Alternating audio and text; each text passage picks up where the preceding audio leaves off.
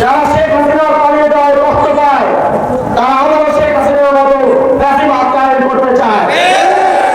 তাদের সেই ফ্যাসিবাদ কায়েম করার রাস্তা চিরতরে বন্ধ করার জন্য গণভোটে হ্যাঁ ভোটে বিজয়ী করতে হবে।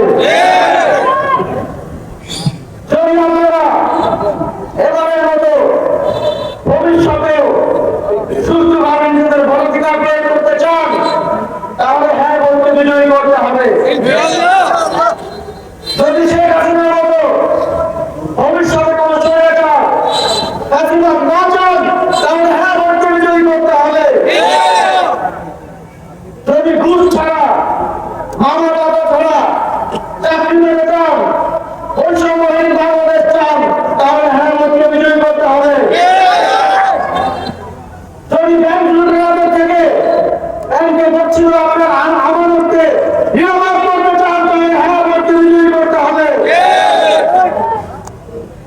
যদি আদালতে ন্যায় বিচার পেতে চান বাংলাদেশের ইনসাফ ব্যবস্থাকে রাজনৈতিক হাতিয়ার থেকে বিরত রাখতে চান তাহলে হ্যাঁ ভোটে বিজয়ী করতে হবে।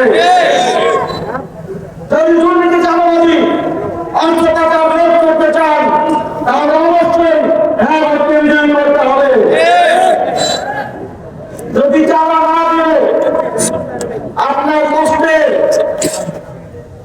আপনার ঘাম ঝরানো ইনকাম নিজের পরিবারের জন্য ব্যয় করতে চান তাহলে হ্যাঁ ভোটে বিজয়ী করতে হবে। আমরা দেখছি দেশের বিভিন্ন স্থানে একটি রাজনৈতিক দলের নেতারা আমাদের মা বোনদের নিরাপত্তা শঙ্কা তৈরি করছেন। তারা মা বোনদেরকে বিভক্ত করার মতো ভয়ানক হুমকি দিচ্ছেন। আমরা তাদেরকে হুঁশিয়ারি করে বলে দিতে চাই আগামীর বাংলাদেশে যারাই আমাদের মা বোনদের ইজ্জত আবরুর জন্য হুমকি হিসেবে আবির্ভূত হবে তাদের হাত ঘুরিয়ে দেওয়া হবে। আমরা দলদলীয় ঐক্য বাংলাদেশের জনগণকে সাথে নিয়ে তাদের বিরুদ্ধে প্রতিরোধ করে তুলব। সরকারি বন্ধুগণ, আমরা দেখছি দেশের বিভিন্ন স্থানে নির্বাচনকে কেন্দ্র করে দলদলীয় দলের প্রার্থীদের উপর হামলা করা হচ্ছে। আজকে আমরা শেরপুর 3 আসনে দেখেছি দলদলীয় দলের নির্বাচনের প্রচারণায় বিএনপির হামলায় 30-এর অধিক আমাদের সহযোদ্ধা আহত হয়েছেন। অত্যন্ত সংখ্যার সাথে আমরা উদ্ধার করছি সেখানে আমাদের কোনো কোনো সহযোদ্ধা নিহত হওয়ার মতো পরিস্থিতি তৈরি হয়েছে। আমরা অনেক ধৈর্য ধরেছি। আমরা নির্বাচনের জন্য দেশের স্থিতিশীলতার জন্য ধৈর্য ধরছি।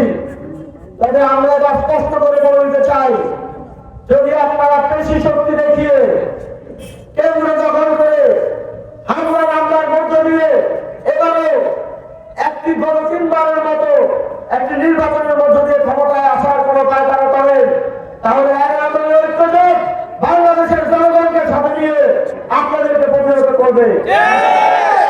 আমরা বিগত 3টি নির্বাচনের মতো ভোট চুরি হওয়া, রাতের বেলা সিল মারা এগুলো দাঁড়িয়ে দাঁড়িয়ে দেখবো না। কেউ যদি এই ধরনের কোন ষড়যন্ত্র করে থাকেন তাহলে সাবধান হয়ে যান। আমরা কিন্তু প্রতিরোধ করে তুলব। আমরা কিন্তু যেখানে ভোটাধিকার প্রয়োগে বাধা আসবে সেখানে লড়াই সংগ্রাম চালিয়ে যাব। কিন্তু এবার বাংলাদেশের জনগণকে ভোটাধিকার প্রয়োগ থেকে বিরত রাখতে কাউকে আমরা দিব না।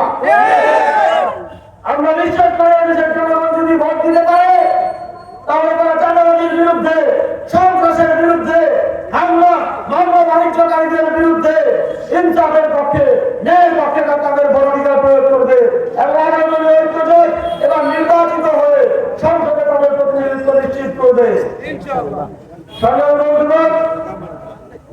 আপনারা দীর্ঘ সময় ধৈর্যের সাথে এখানে উপস্থিত ছিলেন। আপনাদের